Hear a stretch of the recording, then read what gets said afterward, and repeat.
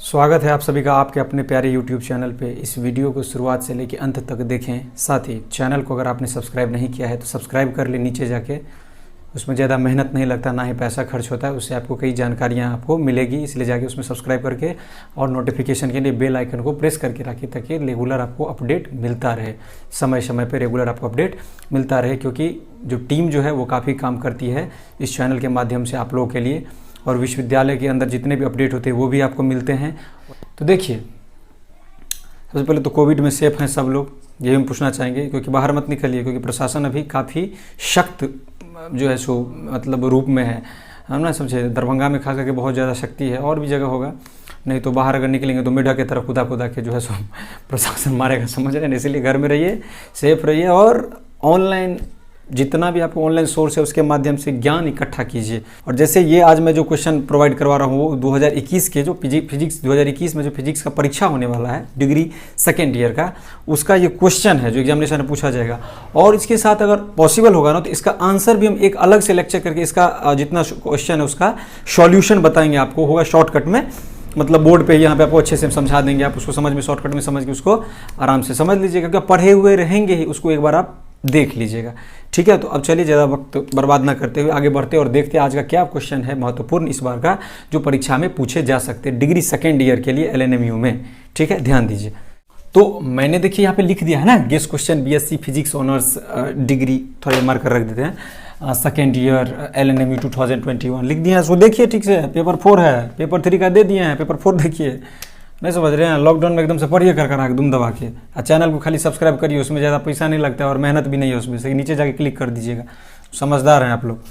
देखिए, short type question 5 marks का होता है, 75 मार्क्स का परीक्षा होता है। पहला क्वेश्चन जो रखा है वो है state and prove maximum power transfer theorem या सुपरपोजिशन थ्योरम। इस दो में से एगो पूछेगा। ज़्यादा जोर दीजिए ना, सब मैक्सिमम पावर ट्रांसफर थ्योरम पूछेगा, लेकिन हम सुपरपोजिशन थ्योरम भी दे दिए हैं, ठीक है।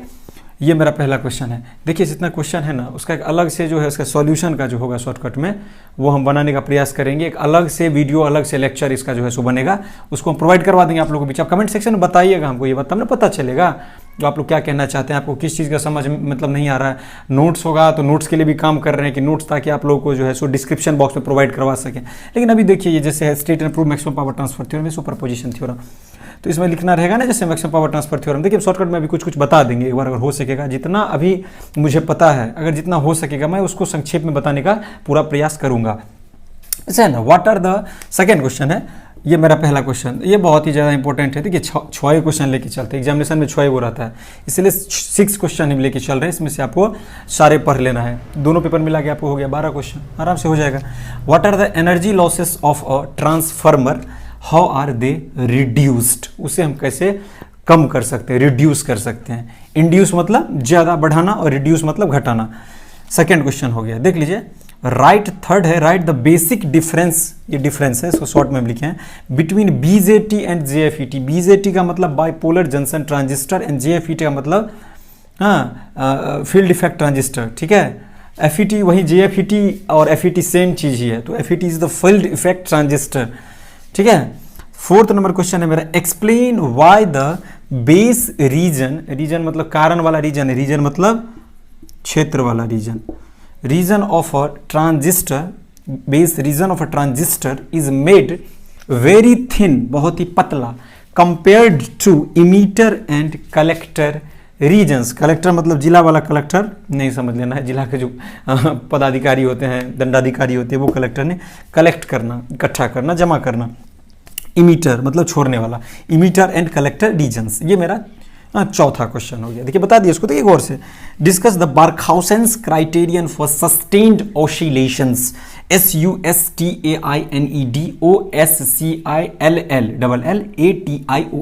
ऑसिलेशंस। ये मेरा चौथा क्वेश्चन हो गया। देखिए गौर से इसको, आराम से गौर से देखिए, कोई दिक्कत वाली बात नहीं, सब आप ही का क्वेश्चन है, आराम से इसको पढ़िएगा, कंप्लीट हो जाएगा, ज़्यादा टाइम नहीं लगेगा। खाली नोट्स बोले थे ना प्रिपेयर रखिए, गेस पेपर से नहीं तैयार कीजिएगा क्वेश्चन के। गेस पेपर में खिस्सा टाइप एकदम सारांश बना देता है, ऐसा नहीं करना, एकदम ध्यान दीजिए क्वेश्चन पे। So that the energy required to build a current I, current को हम जिस आई से, इसका ऐसा unit ampere, in a circuit of self inductance L is 1/2 LI square. ये मेरा हो गया 6 क्वेश्चन, 6 पढ़ लीजिए, देखिएगा पूरा आपको इसी में से रहेगा। नहीं तो कम से कम 4 रहबे करेगा, नहीं तो 5 रहबे करेगा 6 गो में से। अगर हो सकता है तो 6 का 6 भी सेम टू सेम क्वेश्चन आप उतार दे। तो इसका मतलब ये नहीं समझ लीजिएगा पेपर हम लीक कर लेते हैं, उतना आपको जो है सो पेपर सेट करने के लिए सोचना पड़ता है, थोड़ा उसमें समय देना पड़ता है। उस हिसाब से मैंने बताया कि 6 भी हो सकता है आपको पूरा परीक्षा में मैच कर जाए, इसलिए इसको ध्यानपूर्वक पढ़ लें। देखिए तो इसमें जैसे आप पूछ दिया आपको standard proof maximum power transfer theorem, maximum power transfer theorem के बारे में पता रहना चाहिए। Maximum power transfer theorem states that the maximum power will be delivered by generator, generator का यूज पड़ता है to a load when the resistive component of the impedance of the generator and load are equal and also the reactive components of the impedance of the generator and load are equal in magnitude but opposite in sign. मतलब opposite in sign, अब थोड़ा इसको मिटा देते हैं, देख लीजिए तभी हम उसको समझा पाएंगे। क्वेश्चन क्या था पहला याद है कि भूल गए? मैक्सिमम पावर ट्रांसफर थ्योरम था, तो बोले थे ना मैक्सिमम पावर ट्रांसफर थ्योरम का बता दिए। तो उसमें जैसे उसमें क्या होगा, एक्स डैश बराबर आपको हो जाएगा माइनस एक्स आर, और एक आपको आएगा आर डैश बराबर reactive components impedance also the resistive component reactive component. इस तरीके से आपको प्रूफ करना रहेगा। आई स्क्वायर आर एम एस का यूज पड़ेगा, पावर का यूज पड़ता है, वही सब फॉर्मूला यूज कीजिएगा, आराम से मैक्सिमम पावर ट्रांसफर थ्योरम हो जाएगा। उसके बाद आपको एक है जैसे बीजेटी जेएफईटी, तो बीजेटी के बारे में बता नहीं थे, बाइपोलर जंक्शन ट्रांजिस्टर।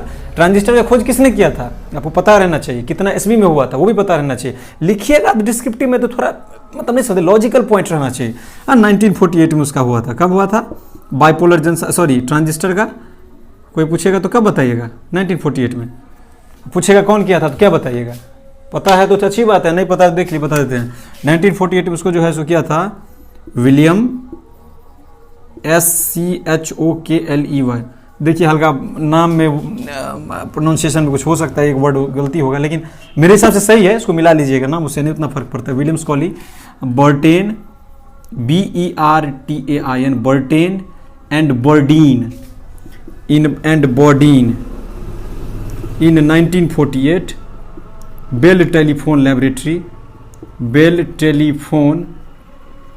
लेबोरेटरी कहाँ पे सरकार?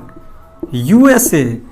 William Shockley Brattain and Bardeen in 1948 Bell telephone laboratory USA America में इसका खोज हुआ ट्रांजिस्टर का 1948 में। तो उसमें आपको बता दीजिएगा अपना क्या है बाइपोलर जंक्शन ट्रांजिस्टर, वो सब अपना देख लीजिएगा उसको, नहीं तो अगले वीडियो में उसको समझा देंगे आपको, उतना अभी वीडियो ज़्यादा लंबा हो जाएगा। समझ रहे आप लोग, समझते हैं, समझदार हैं आप लोग। शॉर्ट क्वेश्चन देख लिए ना, डिग्री 2 का जो पेपर 4 का जो है सो 2021 के एग्जाम के लिए जो शॉर्ट क्वेश्चन 6 बताए थे वो पढ़ लीजिएगा। किसी भी हालत में उसको अच्छे से पढ़ लेना है, नोट्स बना करके, एकदम शॉर्ट नोट्स, 1 पेज 1.5 पेज से ज़्यादा आपका नोट्स ज़्यादा बड़ा नहीं होना चाहिए। अब मैक्सिमम पावर ट्रांसफर थ्योरम है वो थोड़ा 3 पेज में है, लेंथी है उसका, वो हो जाता है जिसमें ज़्यादा डेरिवेशन रहता है, उसको भी आपको संक्षेप में लिखने का कोशिश करना है, ठीक है, जितना एब्रीविएटेड फॉर्म में हो सके। अब लॉन्ग क्वेश्चन पे ध्यान दीजिए, देखिए लॉन्ग क्वेश्चन क्या सब है उस पर ध्यान दीजिएगा। 15 मार्क्स का क्वेश्चन होता है, explain Seebeck Peltier and Thomson coefficients Seebeck Peltier and Thomson. देखिए सीबैक पेल्टियर का नाम देखिए मतलब कुछ आइडिया होगा, थॉम्सन जो 12 में पढ़े होंगे आप लोग, जो सीबैक इफेक्ट के बारे में, पेल्टियर इफेक्ट और थॉम्सन कोफिशिएंट्स के बारे में। Apply thermodynamic in the working of a thermocouple, establish the relation d by dt lambda by t equals to sigma, इसको पढ़ते हैं sigma a minus sigma b divided by capital T। ये हमको proof करना है। Write the symbols where the symbols have their usual meanings. ये मेरा पहला क्वेश्चन है, क्लियर? सर बड़ा लगता है, मौसम बड़ा ख़राब, इतना बारिश होता है, इसका जवाब नहीं है, तो लाइट भी बहुत डिस्टर्ब रहता है। सेकंड है, देखिए ये क्वेश्चन है ना यार, काफ़ी हीटेड क्वेश्चन है, पहला नंबर क्वेश्चन पूछेगा किसी भी कंडीशन में, पढ़ लीजिएगा इसको।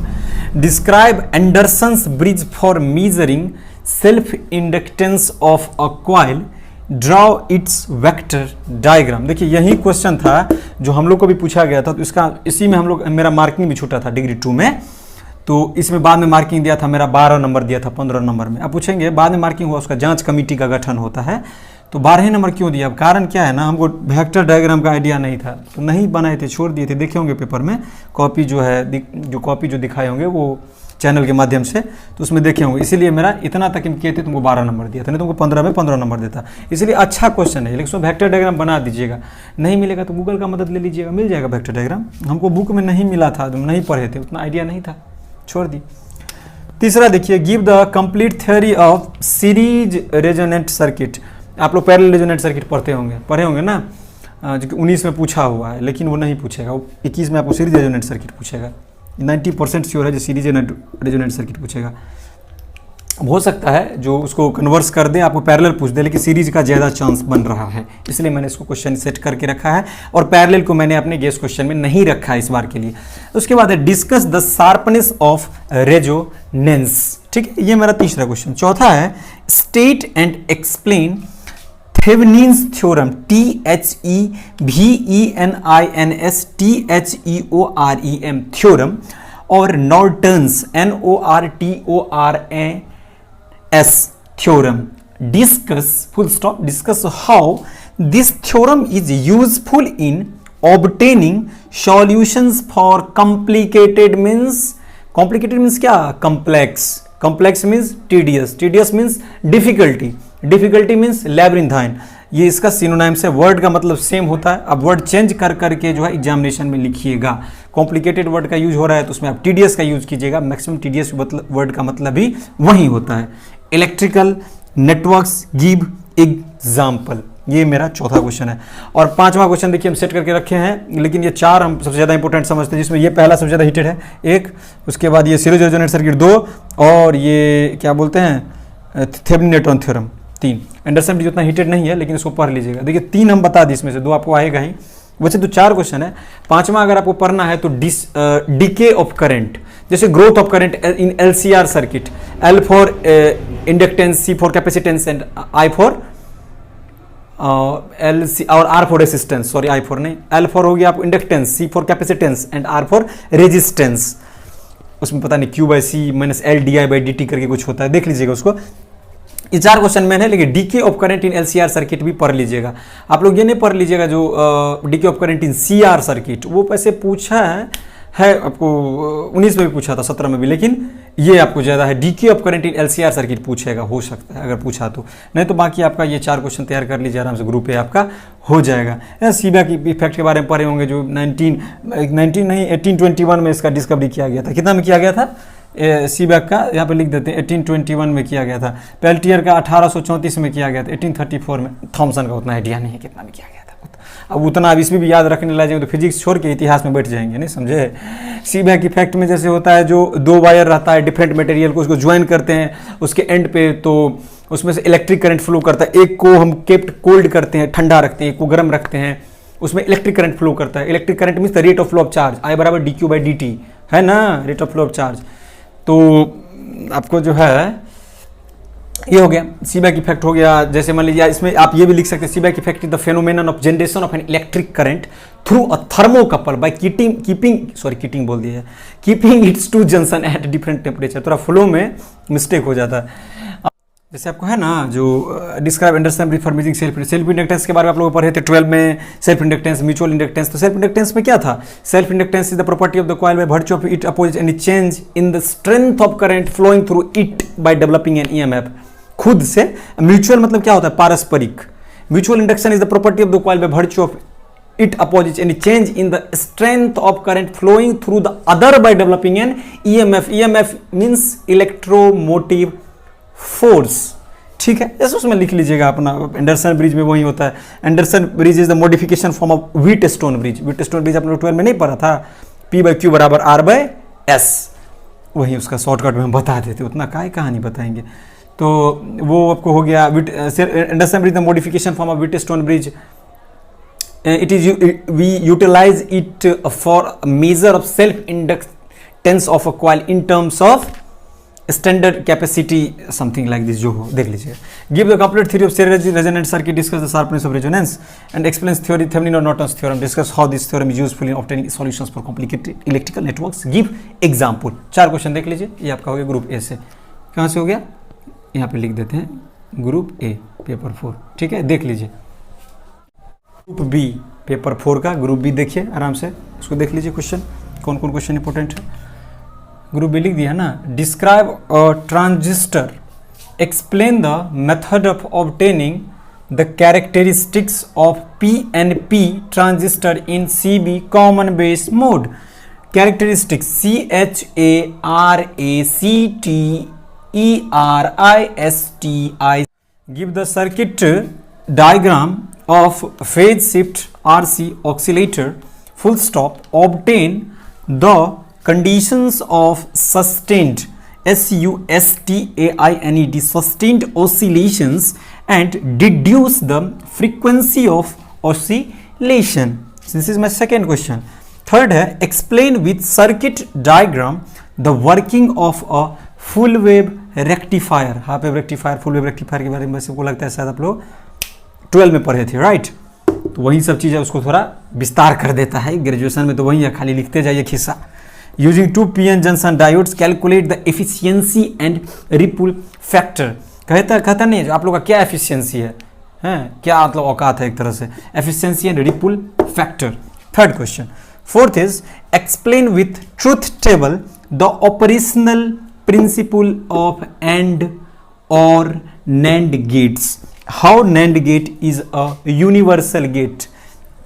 देखिए सब लगता है 12 का चीज़ है, खाली उसको विस्तार कर दिया, उसमें थोड़ा शॉर्टकट में रहता है, इसको विस्तार करके रख देता है. नहीं समझे? यही तो है ग्रेजुएशन में, थोड़ा डिस्क्रिप्टिव में आपको लिखना रहता है 5-6 पेज 7 पेज. और दूसरा बच्चा सब पेज भरने वाला सब तो 12 पेज लिख देता है, 200 पेज लिख देता है, ऐसा नहीं. लेकिन 5-6 पेज हम मान के चलते हैं, 4-5 पेज.